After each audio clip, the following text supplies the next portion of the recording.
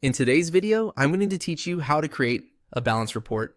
We'll be walking through the process inside PayPal, and the good news is that it's very straightforward once you know where to look.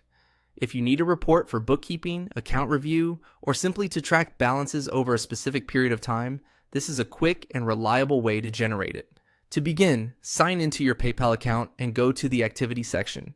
This is where PayPal stores your account transaction history, so it's the right starting point for accessing reporting tools. Once you are on the activity page, look for the download statement icon. This icon gives you access to statement and reporting options beyond the standard transaction list. After selecting that icon, choose the custom option.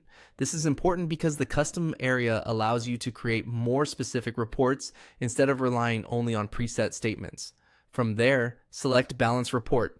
This report is designed to show balance-related information for the date range you choose, which makes it especially useful when you need a focused summary rather than a full activity export. Once you've opened the Balance Report section, click Create Report. This takes you into the setup screen where you define the exact reporting period. The next step is to set a start date.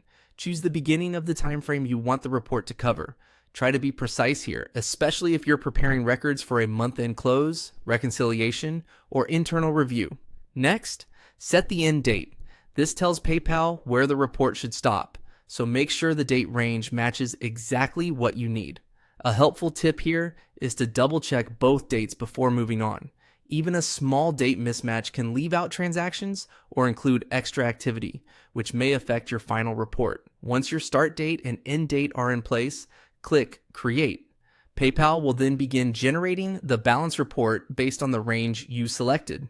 Depending on the system and the amount of data involved, it may take a moment to process, so give it a few seconds if needed. And that's it.